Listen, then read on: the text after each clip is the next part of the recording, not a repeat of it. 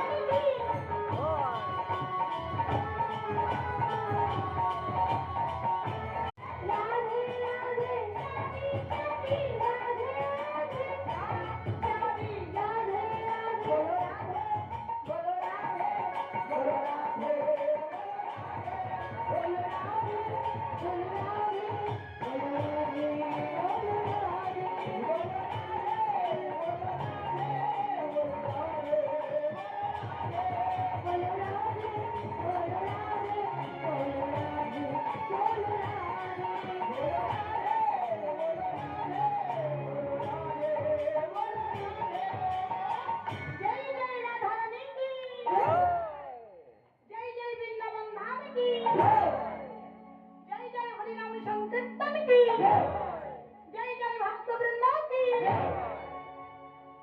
बानेश्वर मंदिर की।